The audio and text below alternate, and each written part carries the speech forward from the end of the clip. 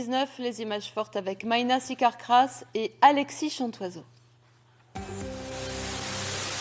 Bonsoir et bienvenue dans l'actualité, les rassemblements des fameux Gilets jaunes. C'était il y a un an, le samedi 17 novembre 2018 sur nos antennes. Une édition spéciale dédiée au premier acte des Gilets jaunes. Dans le Nord-Pas-de-Calais, des milliers de manifestants. La journée a commencé dans l'attente.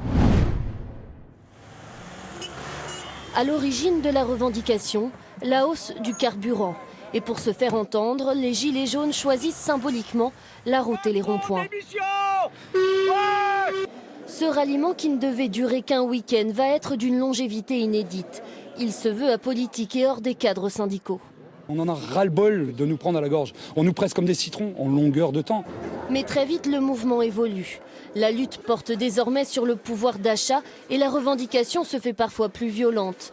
D'un côté à Lille, des manifestations pacifistes et silencieuses. Et de l'autre côté, des actions violentes pour bloquer l'économie. Alors fin novembre, le gouvernement fait une première tentative et propose notamment la hausse de la prime à la conversion. Mais cela ne suffit pas à calmer la colère, au contraire. J'ai dormi 5 heures en 4 jours. Je suis toujours là et je compte pas quitter le mouvement. Alors très vite, la colère monte. Tout bascule en décembre 2018.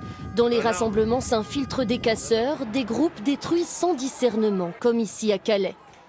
De là va naître plus qu'une crispation, une véritable opposition entre gilets jaunes et forces de l'ordre. Mais pas que. Défiance également à l'égard de la presse et de la classe politique, avec des permanences vandalisées. La France est fracturée.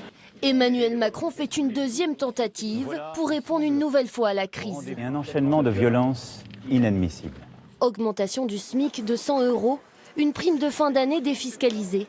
Des annonces qui ne suffisent pas.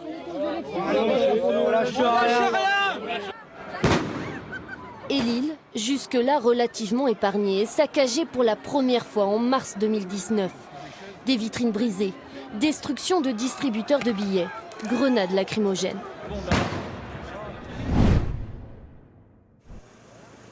À la mi-janvier 2019, le gouvernement change d'approche et amorce le grand débat national. Dans le Nord et le Pas-de-Calais, plus de 400 débats ont été organisés. Dans les salles communales, les maisons d'arrêt ou chez des particuliers. Aujourd'hui, nous allons parler de fiscalité. Si vous voulez bien vous asseoir.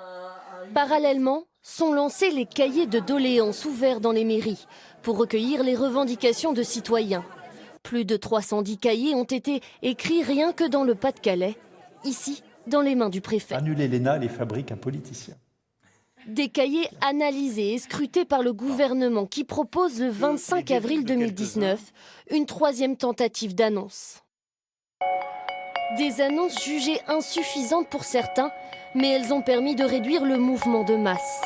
Dès le mois de mai et juin, les mobilisations se sont épuisées. Aujourd'hui, les Gilets jaunes, c'est aussi devenu pour certains une étiquette politique, pour d'autres, un symbole de rébellion. Un mouvement qui a en tout cas changé le paysage social français.